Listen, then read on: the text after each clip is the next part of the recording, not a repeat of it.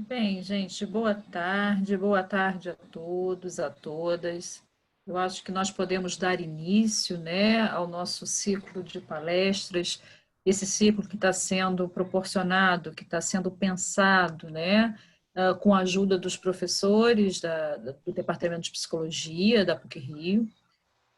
Hoje nós vamos ter a palestra, né, sobre como lidar com os sentimentos durante a pandemia.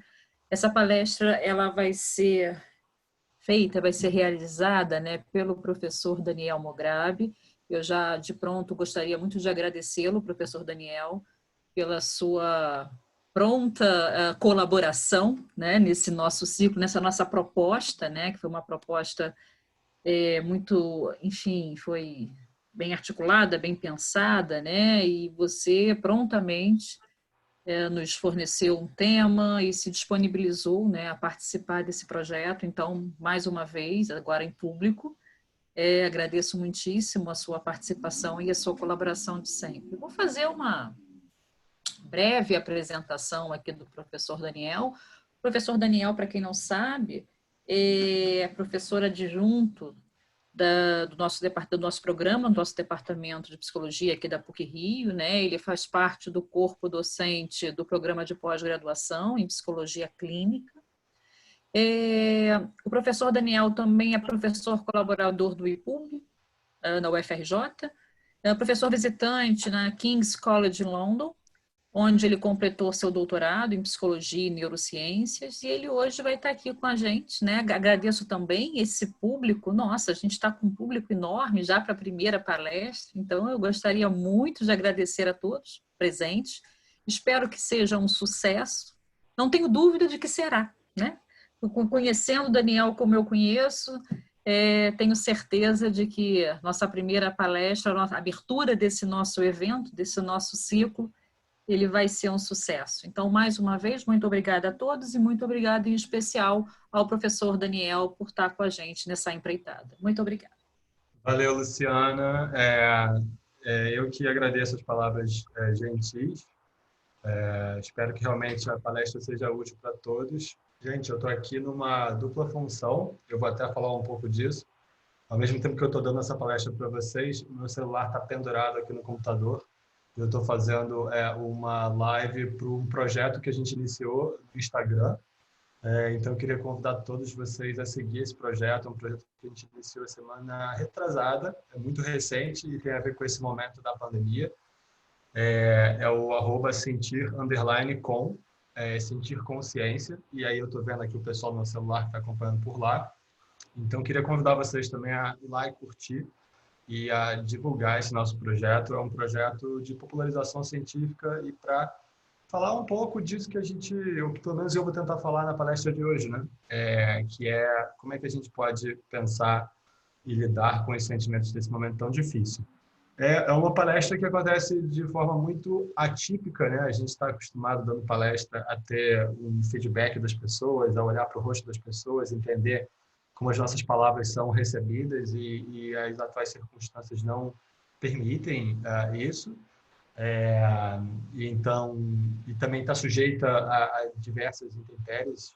O meu cachorro pode começar a latir do nada, pode acontecer esse tipo de coisa, então já está todo mundo avisado.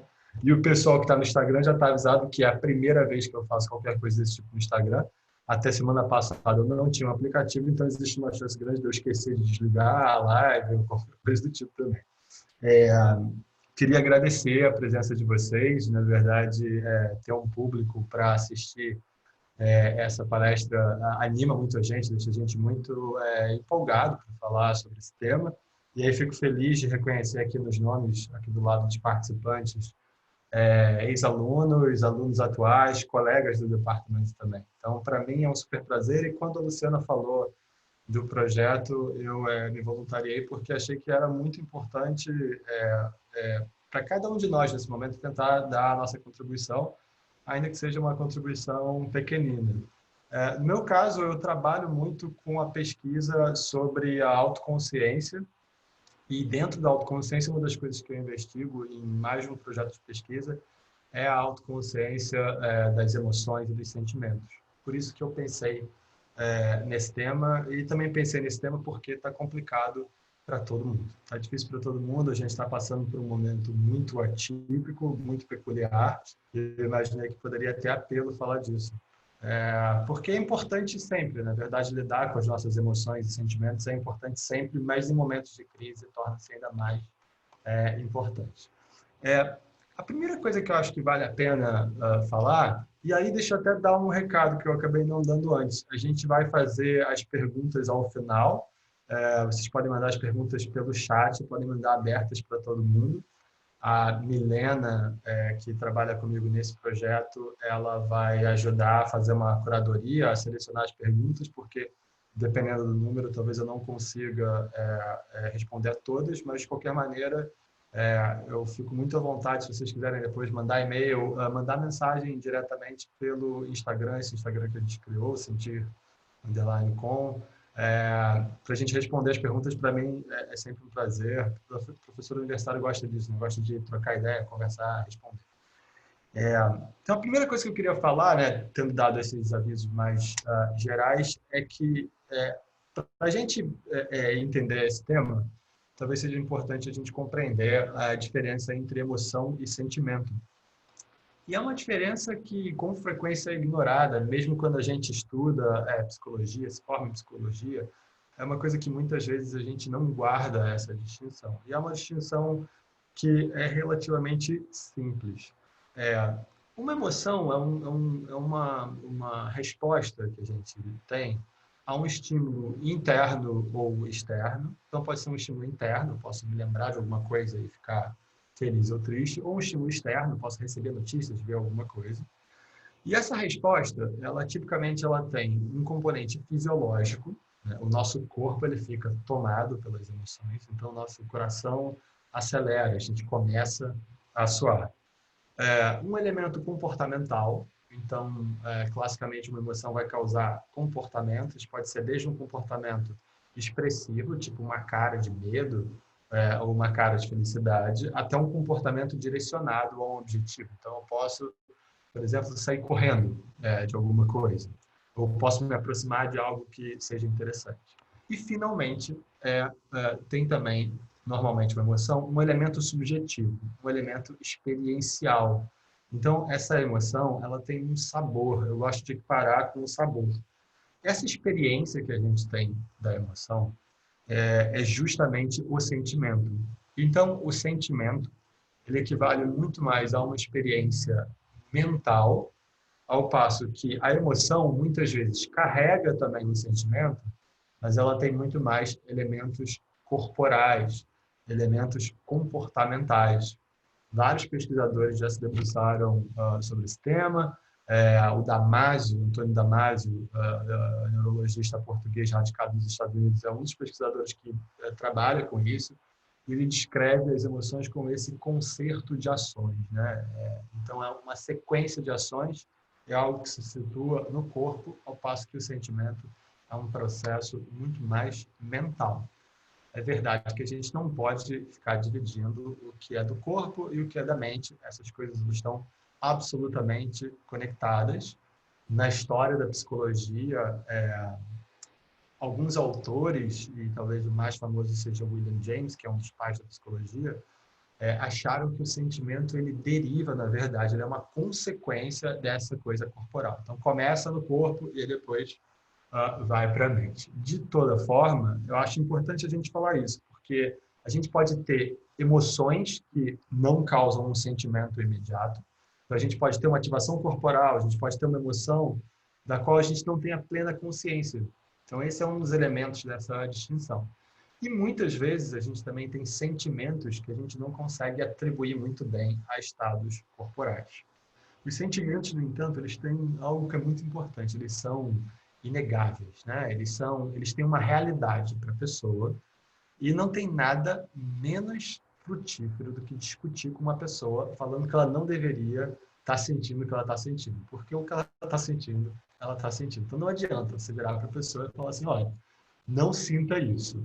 Esses sentimentos, eles têm uma realidade. Eles têm uma realidade para aquela pessoa. E isso é uma coisa que a gente fala de sentimentos. Eles têm realidade apenas enquanto existem para uma pessoa. Eles não existem flutuando por aí.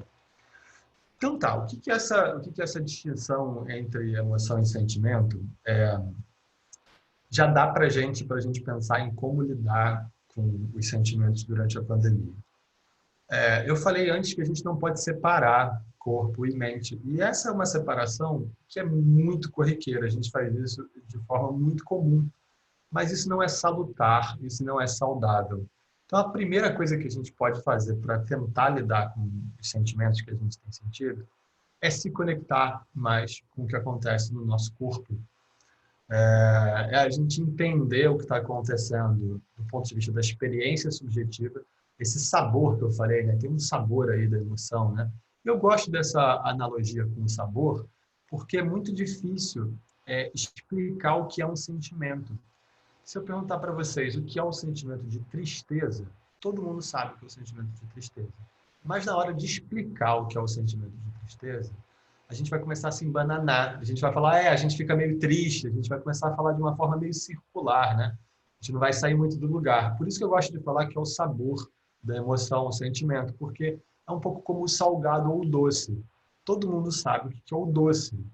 Mas se a gente for tentar explicar qual que é o gosto do doce, a gente acaba falando que o doce é doce, né? Então, isso acontece um pouco com os sentimentos. Como é que a gente, então, pode lidar com eles? O primeiro passo que eu falei, a primeira ideia que eu falei, conectar com o corpo. Tentar entender qual é a relação do que a gente está sentindo, o sabor que a gente está experienciando, com esse concerto de ações no nosso corpo. Isso está afetando o nosso corpo. Então, o que a gente pode fazer aí? A gente pode atentar para essas ativações fisiológicas. A gente pode prestar atenção. Como é que está a nossa respiração? Como é que está o nosso estado visceral? Isso que a gente chama tecnicamente de interocepção, né? Meu batimento cardíaco, minha respiração, se eu estou com um nó na garganta, um aperto no peito, ou qualquer coisa que o valha.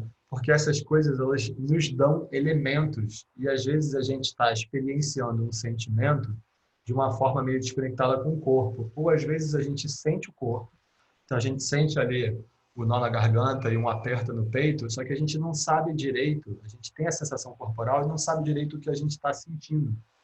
Então, atentar para o corpo e conectar corpo e mente, e de novo, eu estou falando de corpo e mente como se fossem separados, mas eles são absolutamente juntos sempre, né?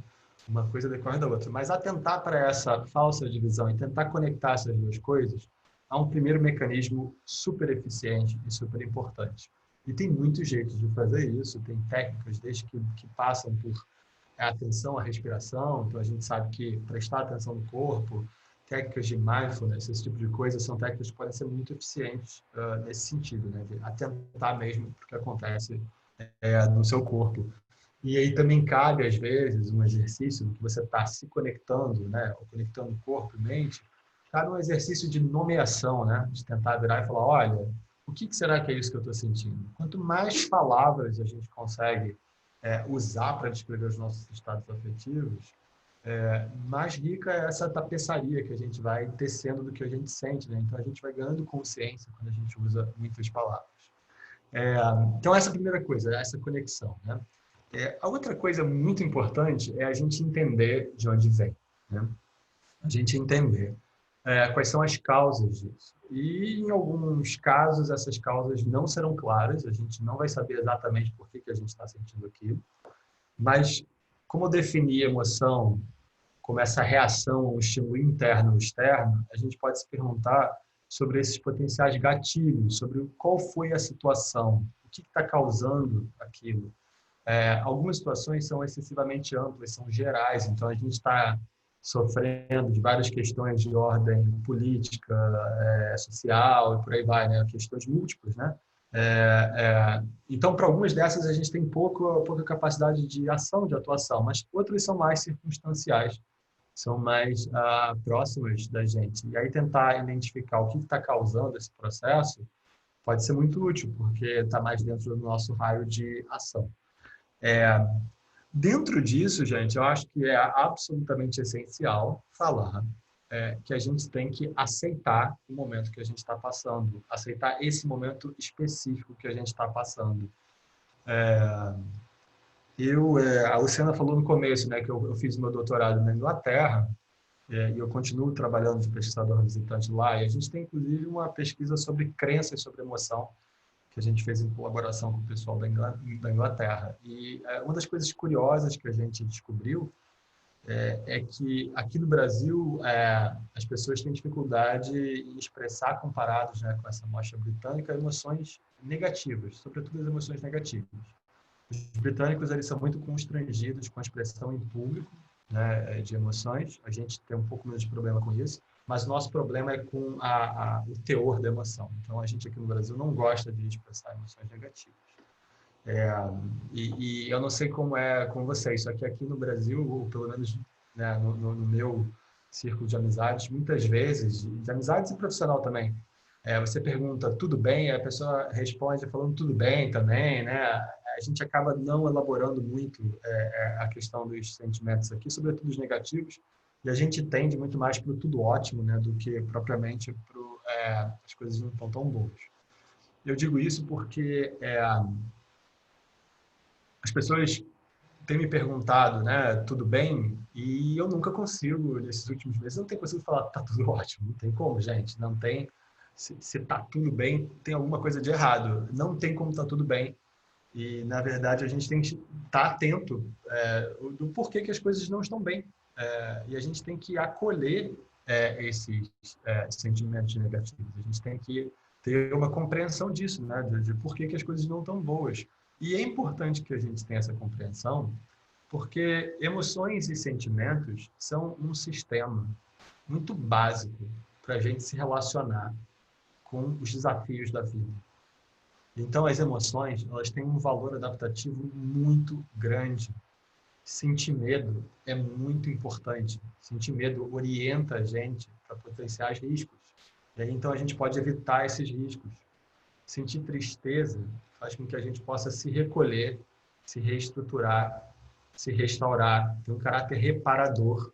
E é por isso que a gente sente tristeza após um luto, né? Diante de uma perda. A gente está vivendo um momento de muitas perdas. Então, a gente tem que entender que, na verdade, as emoções têm esse caráter adaptativo. Elas nos servem. Elas servem, por exemplo, para comunicar para as pessoas o que a gente está sentindo. Então, se a gente está andando pelos cantos da casa com uma cara não tão alegre, a gente está avisando para os outros, olha, não estou bem, talvez precise de ajuda. Elas ajudam a gente também a energizar o nosso comportamento, né? Acho que a raiva é um excelente exemplo para isso.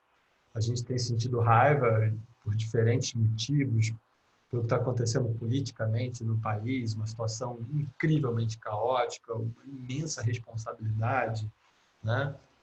E a gente sente raiva, e essa raiva ela é motor, né? A gente pode transformar essa raiva em indignação, em ação para fazer as coisas. Então, essa raiva ela acaba sendo um combustível. Então, a gente não deve suprimir certos sentimentos, mas eu acho que a gente tem que escutá-los. É verdade que às vezes eles ficam muito intensos. A gente pode ter estados em que esse caráter mais adaptativo ele naufraga, né? Ou a gente fica tão excessivamente tomado por uma emoção que aquilo não nos ajuda, né? E nesses casos a gente tem que pedir ajuda, na verdade. E o principal critério aí é um critério de prejuízo, né? Então, se a gente começa a ter muita dificuldade na nossa vida, aí talvez seja o caso da gente pedir ajuda, né? Se a gente tem emoções ou sentimentos, ou até um estado de humor mais duradouro, né? Se transforma num estado de humor mais duradouro, que não nos é comum, que tem uma intensidade muito forte, que traz um prejuízo, aí a gente procura ajuda. Mas em condições normais, essas coisas que a gente sente, e acho que isso é importante falar sobretudo para as emoções e sentimentos negativos, eles são muito, muito importantes. A gente tem que atentar para isso. Escutar esses sentimentos, então, é absolutamente essencial. E os sentimentos, né, já se discutiu muito também, né? Porque eu estou falando aqui, eu fiz uma diferença entre emoção e sentimento, mas estou falando aqui desse valor adaptativo, estou falando dos dois, né? Mas a gente poderia se perguntar, né, por que eu sinto ainda, né, se o corpo já reage, né? Se diante, então, por exemplo, de um risco, meu coração dispara e eu saio correndo, por que além de tudo isso, eu ainda tenho que sentir o medo mesmo, né? Porque eu preciso do sentimento de medo. A emoção já me faria sobreviver. E depois de muito estudar, o que se descobriu em pesquisa científica é que o sentimento ele tem valor de aprendizagem. Então, a gente ter consciência do que está acontecendo nos orienta para o futuro, vai fazer com que a gente, num outro contexto, com que a gente possa se comportar de um jeito diferente. E, inclusive, esses sentimentos, que às vezes aparecem de maneira difusa, eles têm um pouco a ver com o que se chama no senso comum de sexto sentido, de intuição, né? Quando a gente chega perto, seja de uma situação, de uma pessoa, de algum contexto que a gente pensa, não gostei muito disso, né? Tem alguma coisa esquisita aí, né? Isso tem a ver com uma vida sentimental nossa, tem a ver com sentimentos que vêm sendo despertados que talvez a gente não saiba exatamente o gatilho. Então, sentimentos, eles nos orientam para o futuro, eles fazem com que a gente possa aprender, né? Então, a gente tem que estar muito atento para o que a gente está aprendendo, porque, de novo, é uma situação atípica, mas que tem um potencial, a gente saindo do outro lado disso, tem um potencial de muita aprendizagem. Então, a gente tem que estar, eu acho que ligado aí, né, ligados todos nós nesse potencial de aprendizagem. Tá, mas o que mais eu posso fazer, então, em relação a esses sentimentos? Ou existem estratégias específicas que eu posso usar? Eu vou falar dessas estratégias e aí depois a gente pode abrir para perguntas, né? Quais seriam as estratégias mais específicas que eu posso usar para lidar com sentimentos? Esse campo é um campo que a gente chama, né, tanto para sentimentos quanto para emoções, a gente chama de campo de regulação emocional. Quais são as estratégias que a gente usa para regular as emoções, para amplificar algo, diminuir algo, evitar certas situações. É muito curioso também estar na posição de alguém que está falando sobre isso, né? Porque muitas vezes as pessoas partem de uma premissa falsa, que se você trabalha com isso, você é imune a isso, né? Ou o fato de eu estudar regulação emocional faria de mim alguém capaz, muito capaz de regular as minhas emoções, e eu fico chateado que nem todo mundo. Então, não é verdade. Mas se a gente aprender um pouco sobre isso, a gente pode potencialmente ganhar ferramentas, né? E aí tem um pesquisador muito grande nessa área, que é o James Krause, que tem um modelo de regulação emocional, que é um modelo muito útil, né? A gente, de maneira geral, a gente tem formas de regulação emocional que podem atuar antes de você ter a resposta e depois da resposta. As que acontecem depois da resposta, elas não são muito eficazes. São coisas como a supressão emocional. Você sentir, você entra em toda uma cadeia lá, sente a emoção e quando vai na hora de expressar a emoção, você bloqueia ela. Como eu disse antes, não é uma estratégia muito útil. É uma estratégia que a gente sabe que está vinculada a sintomas psicossomáticos, está vinculada a maior ativação fisiológica. Então, quando você tenta suprimir, às vezes, o seu batimento cardíaco acelera, na verdade. É uma estratégia que, às vezes, a gente tem que usar, sobretudo quando a gente está falando de emoções socialmente inaceitáveis, né? Então, eu não vou, cada vez que eu sentir raiva, eu não vou explodir em cima das pessoas, né? Não vou gritar com as pessoas, não vou fazer algo do tipo. Diga-se de passagem, a raiva é uma que a gente até discutiu lá no projeto lá do Instagram. A raiva é uma que tem tem algo que a gente estuda sobre raiva que é mais bem estabelecido hoje, que é sair socando as coisas e gritando. Essa teoria da catarse, de botar para fora, é algo que não funciona. Na verdade, quanto mais você grita, quanto mais você soca as coisas, mais provável que você vai gritar no futuro e socar as coisas.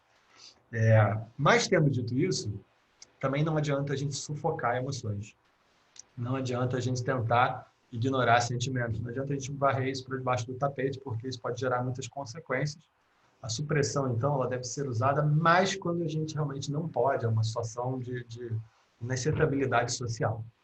Mas que outras estratégias a gente tem, então, antes de chegar nesse ponto, né? E aí tem várias outras, e essas são bem mais funcionais.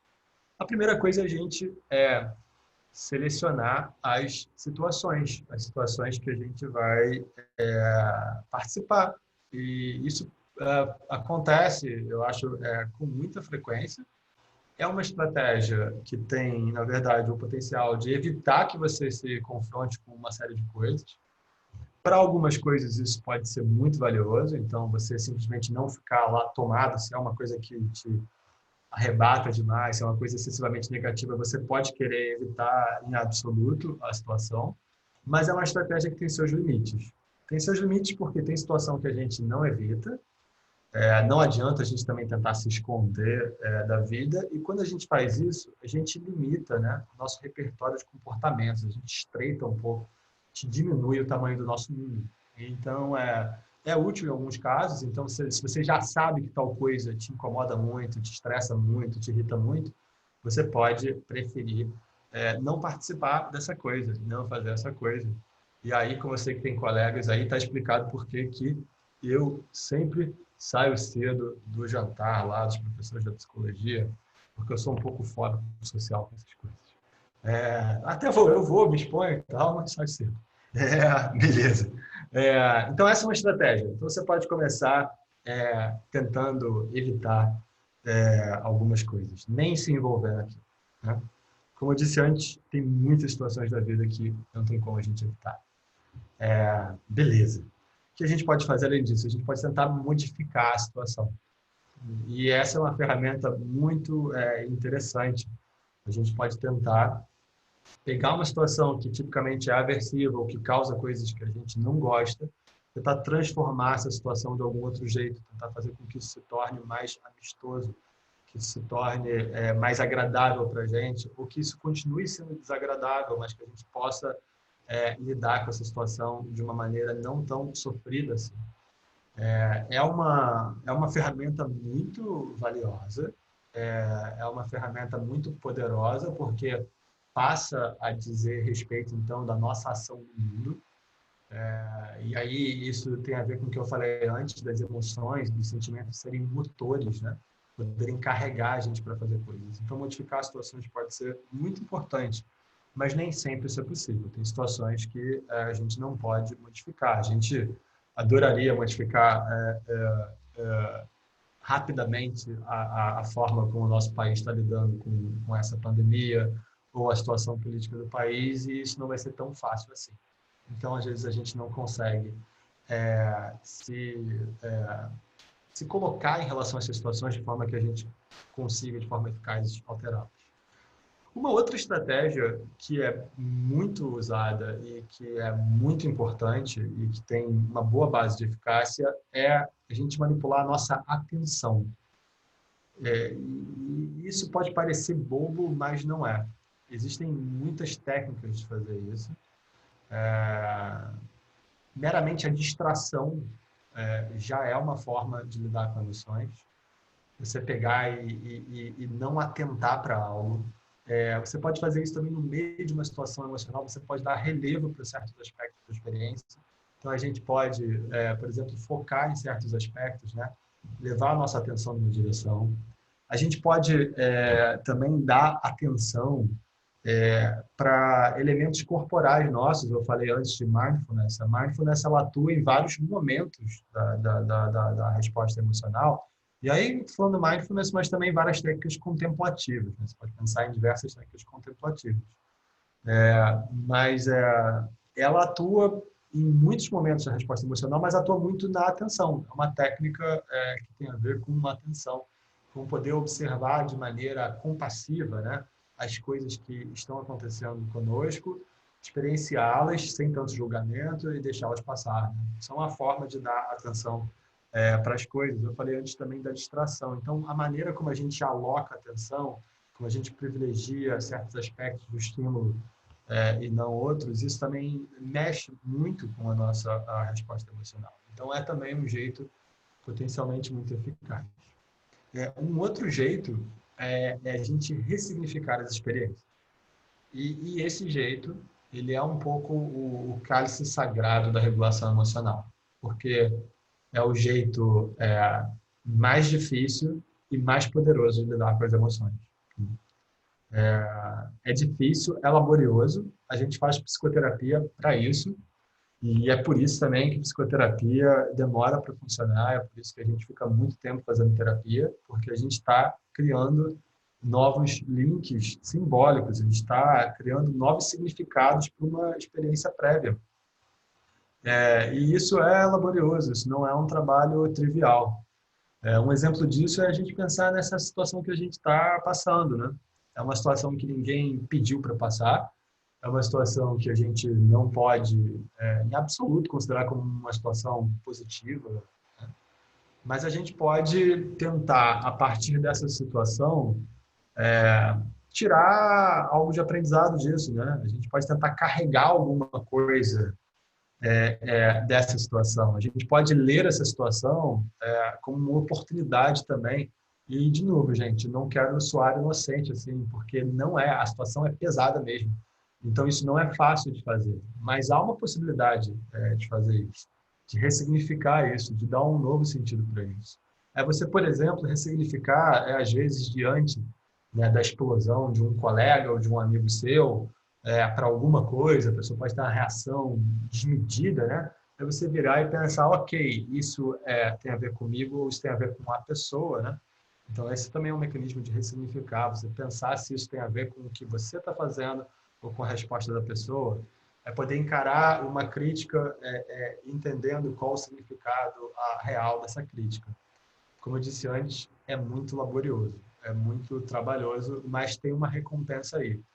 Tem uma recompensa porque, como me referi, né, a gente não pode escapar de todas as situações, a gente não pode modificar todas as situações, e às vezes não adianta a gente tentar se distrair, focar atenção em outra coisa. Às vezes tudo que a gente tem para fazer é realmente dar um novo significado para aquilo. E acho que isso é verdadeiramente relevante em situações de perdas e lutos, né? Que é o tipo de situação que a gente está vivendo. A gente está vivendo um momento de várias perdas e de vários lutos, né? Porque a gente não pode mudar esse luto, a gente não adianta a gente tentar esquecer esse luto, a gente se distrair em relação a isso. E então, por isso que é difícil, mas por isso que é necessário que a gente vá aos pouquinhos ganhando proficiência nisso.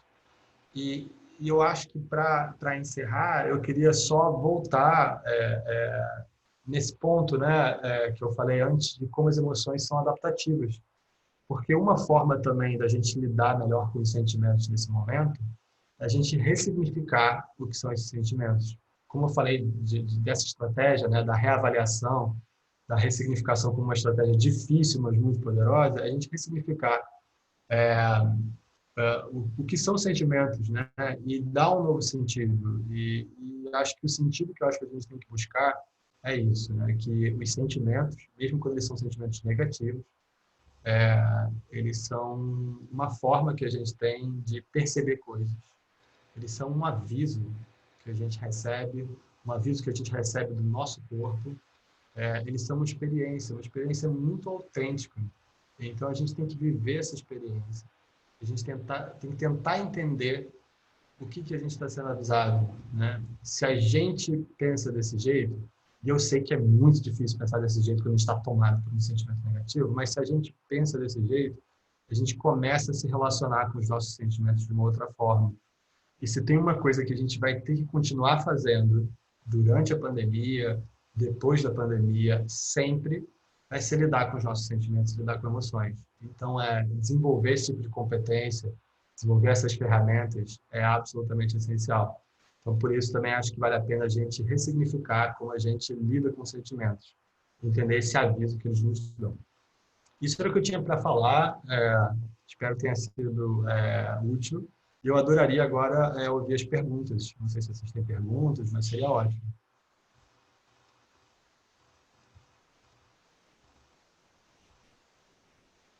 Aí vocês podem mandar pelo chat as perguntas e a Milena vai talvez fazer uma curadoria.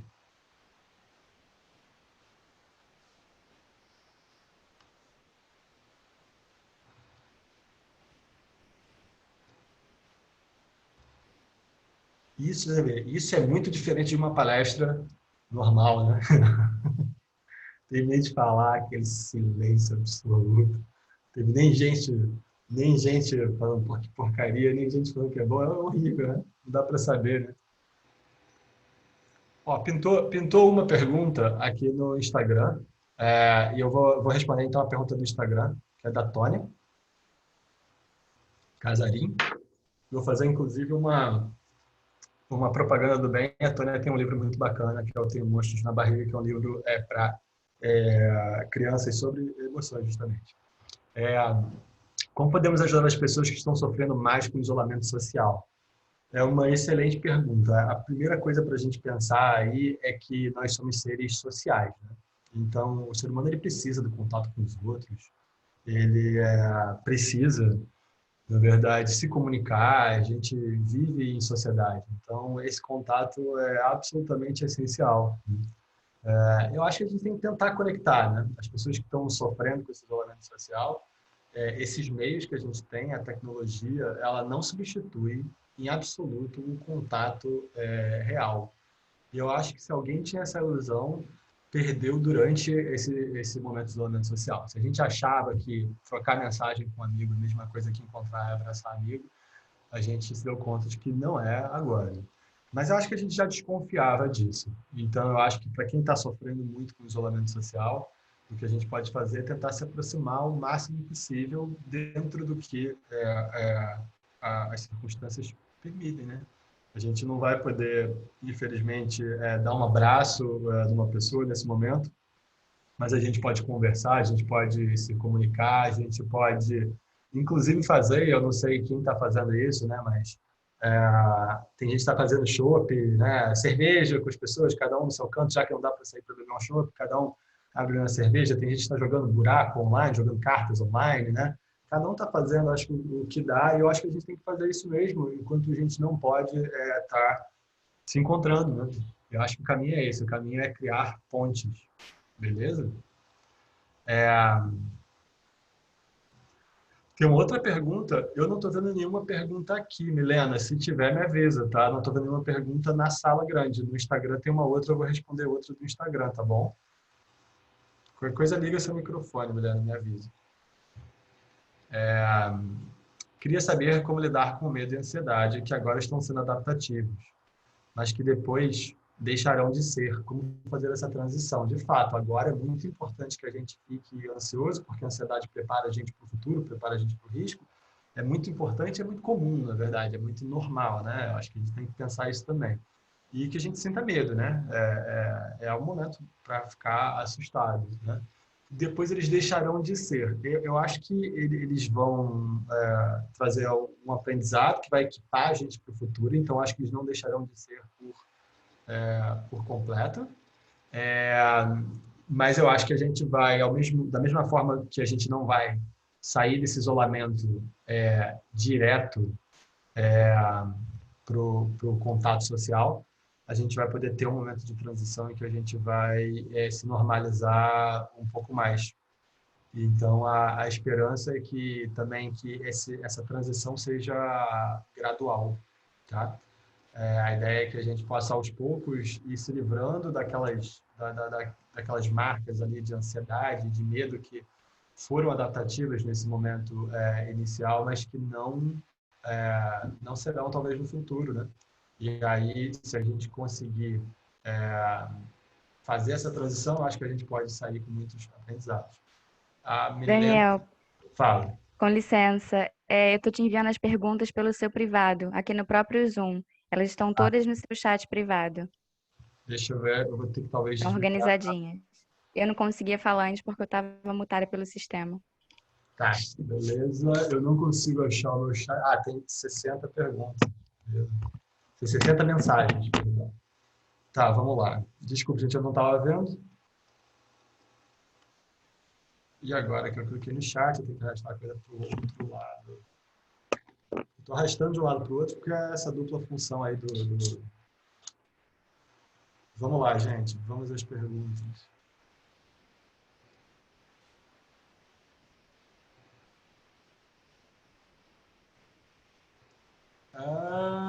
Tem muitas mensagens? Então, eu estou demorando.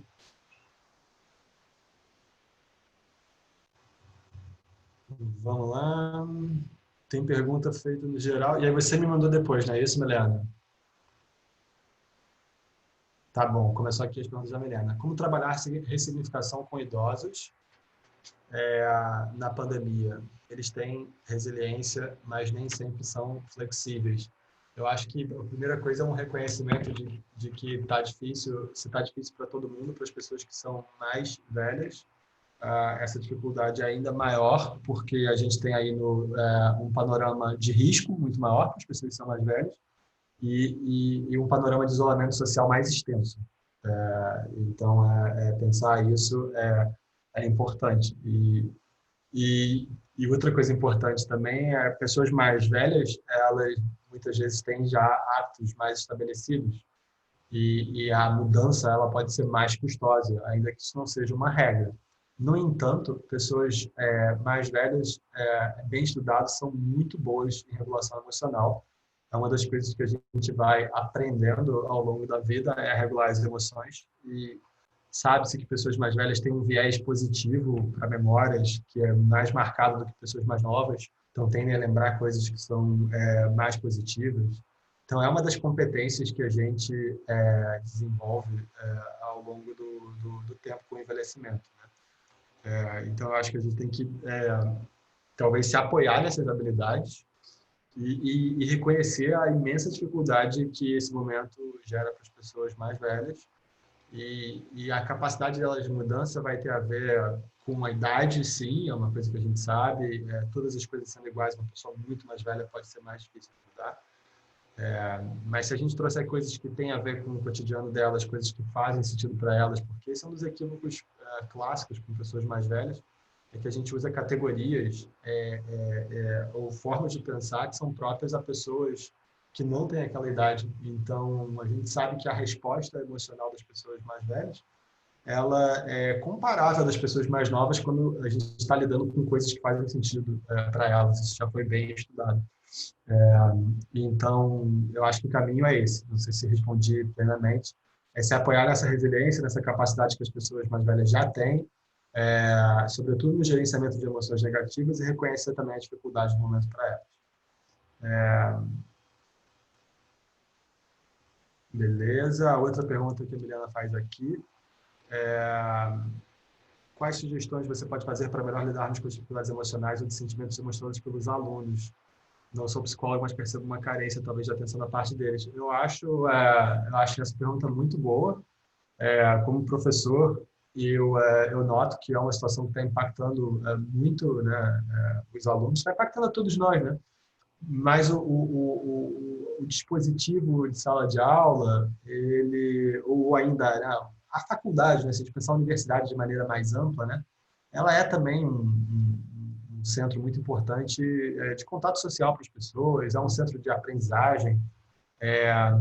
Eu acho que vale aí a gente ter escuta, como professor, a gente ter também a leniência e a compreensão e a flexibilidade de saber que não é hora agora de prazo de trabalho, não é hora de ser muito tranquilo com isso, é hora de estar aberto para escutar as pessoas. E da minha parte, eu acho muito importante a gente prover um senso de continuidade também. Eu acho que as aulas online, elas têm dado um pouco isso, essa sensação de continuidade, né? E esse senso de continuidade, ele não tem que ser artificial, no sentido de estar tudo normal. Não, as coisas estão diferentes, as coisas estão bastante complicadas, mas parte da vida continua. Então, acho que isso pode ser útil para os alunos. Beleza. A Milena que está... Eu estou respondendo, gente, eu sei que muitas perguntas foram feitas no chat, só que a Milena foi colocando direto para que eu possa ver e não me perder. Você mencionou que aquela estratégia de descontar a raiva não é muito eficiente e que pode até piorar a forma que a pessoa lida com a raiva. Você sabe dizer o porquê disso? Então, isso é uma coisa que a gente até discutiu num post lá nesse projeto do Sentir Com, vou falar de novo, né, que é o Instagram, que é @sentir_com, que é o projeto super novo que a gente está fazendo nesse contexto de pandemia. A ideia de que a raiva, de que expressar a raiva, de sair gritando, socando, batendo nas coisas, pode ajudar, tem a ver com uma teoria catártica das emoções. E a gente sabe que essa teoria ela não está de todo errado, não. Ela, para algumas emoções, sobretudo para o papel das artes, das emoções, tem valor, na verdade, que a gente expresse emoções. E para colocar em outros termos, suprimir emoções é péssimo. Suprimir emoções é péssimo. Mas a gente sabe também que um preditor muito robusto de comportamento futuro é comportamento prévio, né? Então, se você engaja em determinadas atitudes, é muito provável que você vai fazer novamente. É óbvio que as pessoas mudam, né? Mas se você estabelece uma forma de lidar com a raiva, que é gritar e socar, isso vai se tornando uma estratégia mais padrão, né?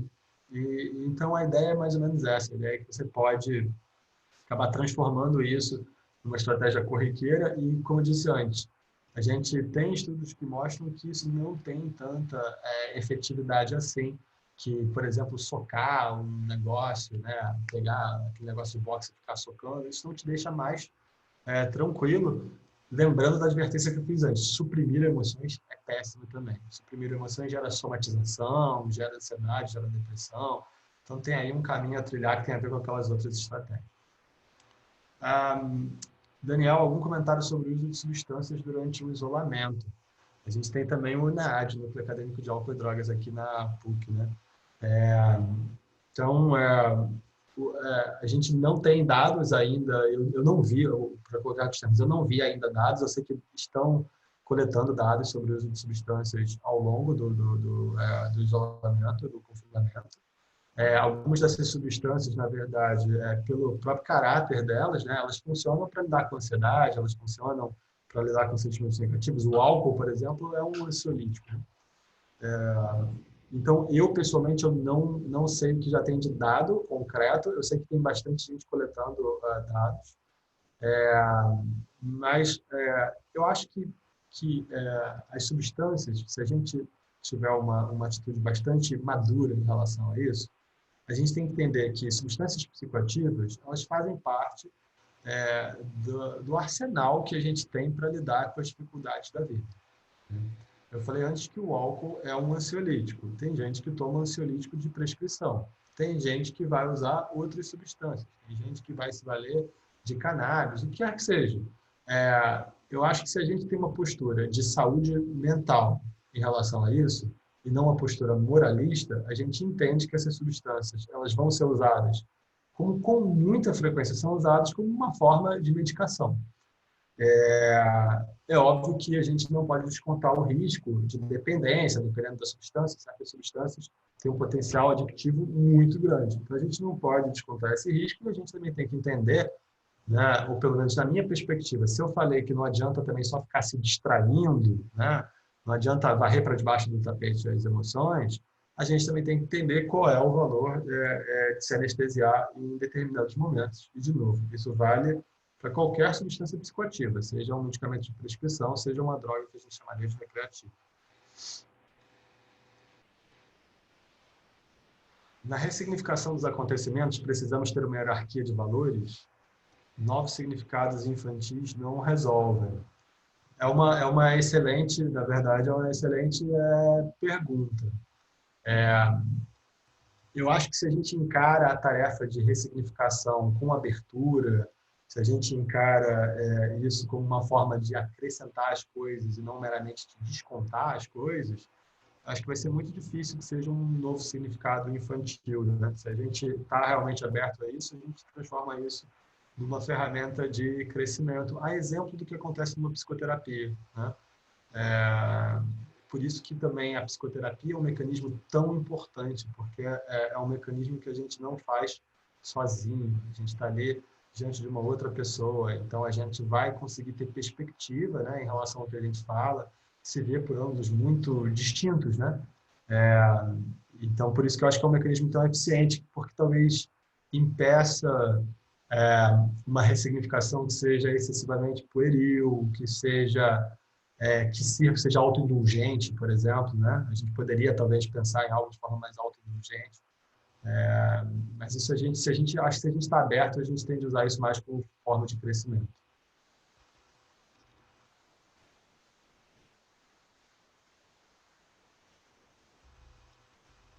Como pessoas depressivas iriam conseguir lidar com as crises na quarentena?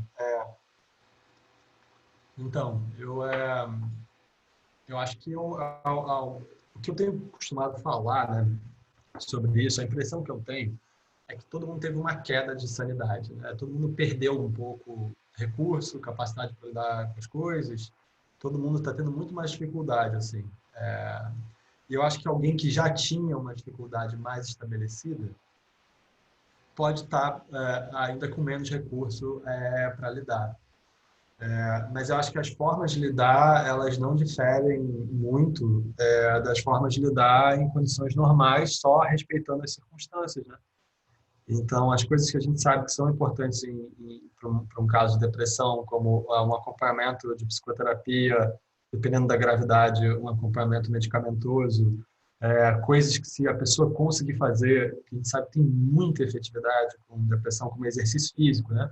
Está muito difícil poder fazer certas coisas. Mas eu até pensei a respeito disso, né? Às vezes você vê as pessoas saindo, né, à rua, né? E é óbvio que a recomendação geral é que a gente não faça isso, né? Mas as pessoas não devem ir à rua por uma questão de saúde pessoal e saúde coletiva, né? Então a gente também tem que pensar que mecanismos e ferramentas a gente pode fornecer às pessoas para que elas possam cuidar da sua saúde mental, né? Sem colocar as outras em risco. Eu digo isso porque eu vi gente na rua e eu pensei, né? A primeira reação é a gente sentir um desconforto, uma raiva, né? Por que a pessoa está fazendo isso? Mas, e se, por exemplo, se fosse uma pessoa que precisava, né, disso por algum motivo médico, né? É óbvio que a gente não pode diminuir a consequência social, só que a gente tem que pensar nisso de forma também mais complexa e tentar ajudar as pessoas a ter as ferramentas para lidar com essa situação, né? E acho que no caso da depressão tem umas que são muito clássicas que talvez continuem valendo. Vamos lá. Como lidar com o sentimento de raiva com a situação política atual? Pois há um sentimento de querer diminuir o fluxo, de permanecer informado todos os dias devido a um sentimento de tristeza, raiva e potência, mas uma cobrança de se manter informado. Como balancear isso?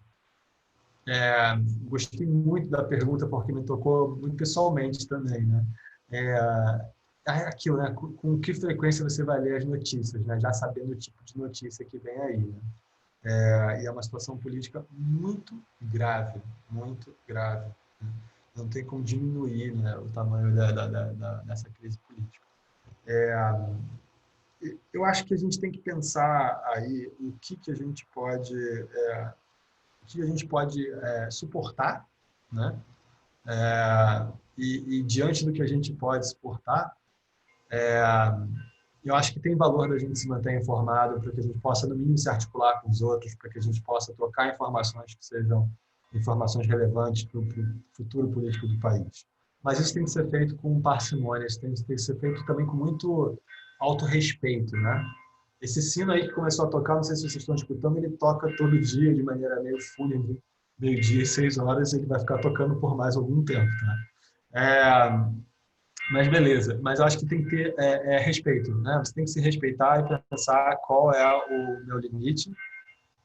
Eu, da minha parte, eu saí de 3 grupos de WhatsApp desde o começo da pandemia, porque eu não estava aguentando o fluxo de informações. Era muita informação. E eu acho que a gente já está numa situação tão difícil, a gente está tão apertado, que seria essencialmente cruel ficar se cobrando, olha, não preciso. Não. Eu acho que é um momento de até uma estratégia de regulação emocional, que eu falei pouco, que é a autocompaixão. Autocompaixão não é autoindulgência, não é você ignorar as suas dificuldades ou problemas, não é nada disso, mas é se tratar com algum carinho, se tratar como você trataria um amigo querido, partir de um princípio de humanidade comum e entender que dificuldades acontecem a todos. Então, eu acho que esse autocuidado e essa autocompaixão, elas têm que ser conduzidas com muita delicadeza mesmo, para que a gente possa atravessar esse momento difícil. Gente, eu vou responder mais 2, pode ser?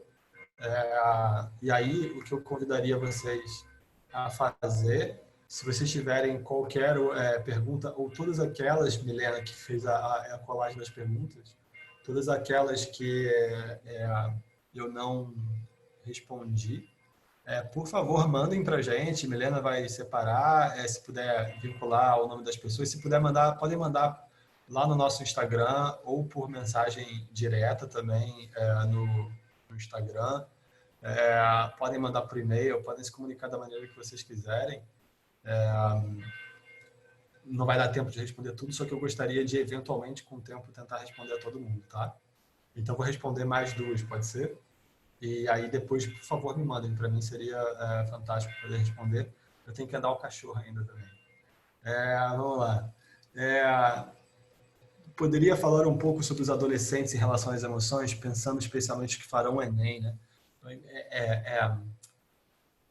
É curioso, né? Porque a gente tem momentos da vida que já são tipicamente complicados, a adolescência é um deles.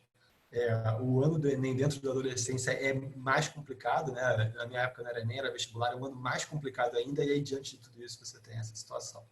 E acho que também tem uma outra questão aí, é que os adolescentes estão numa fase da vida em que o contato social e o contato com seus pares é muito importante, ajuda muito a definir identidade, e estão numa fase da vida também muito orientada, né, para o futuro, no certo sentido, né? Então, a ideia de que o mundo vai mudar, eles ainda não sabem que mundo vem aí, ninguém sabe, na verdade, né? A gente não sabe o quanto vai mudar, é difícil de saber.